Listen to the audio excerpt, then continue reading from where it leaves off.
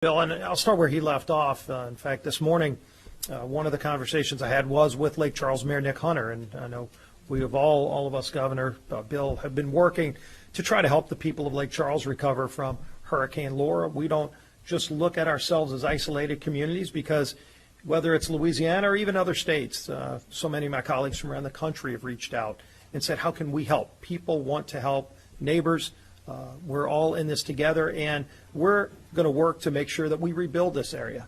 But we also want to make sure we don't leave Lake Charles behind as well. And as supplemental appropriations talks move forward, and they're already happening as we speak, and as President Biden comes in on Friday, we will be having that conversation with him as well. But we also want to make sure that the Lake Charles community is not left behind that either. But now if we talk about the assessment here, and as Parish President Shang mentioned, this morning I wanted to go out to see some of the most hard-hit areas. And so we went out, we got with Parish President Archie Chasson in Lafourche Parish, as well as Cynthia Shang. We looked over some of the really hard-hit areas. Obviously, Port Fourchon is where Ida struck ground.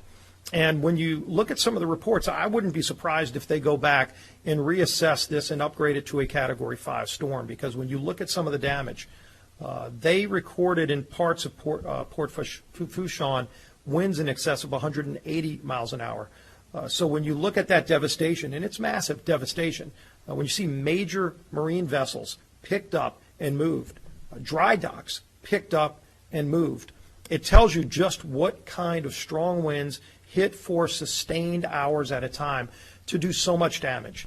We saw the destruction that was done to those communities in Grand Isle and Port Fourchon, and we wrote up the whole route that Ida took, and you can see the devastation all around. So we know this is going to be a process to get back on track, to rebuild stronger.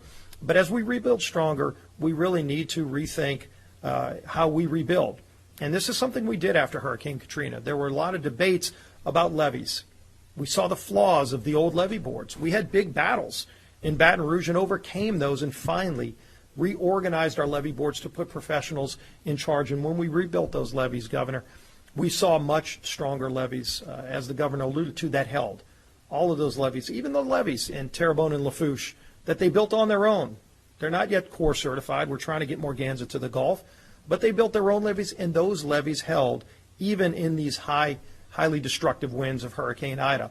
And so because we rethought how to do it better, not just rebuilding what we had, not rebuilding what broke, but rebuilding better so it doesn't break again, and those levees didn't break.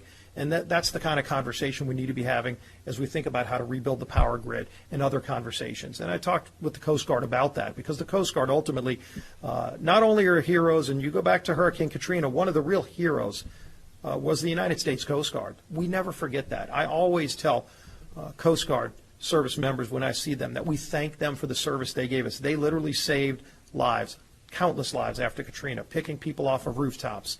Well, you know what? They did it again. They were out there right after the storm passed, helping getting people out of their houses in those flood-stricken areas.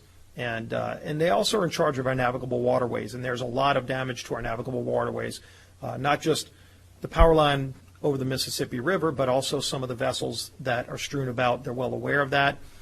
We saw some other things that they were taking note of. So we're going to continue working with all of our federal partners. But as we continue working on problems, those ones that we've identified, yesterday we were talking right here last night about trying to get that Blue Roof program back up and running. I want to thank FEMA for working quickly. Fastest time in the history of FEMA, the Blue Roof program has existed, that fastest time that they've gotten that program up and running, and it's available right now for anybody who had roof damage. As the governor said, the house has to be habitable. You got to be able to get back in it. But if the roof has damage, that program is now up and running, fully paid for by FEMA through the Corps of Engineers, to get people out there to put a blue roof on your roof, not just to pick up a tarp, but to actually install it professionally so that you can get through the storm, get through whatever might come in the future weeks and months until you can get your roof fixed.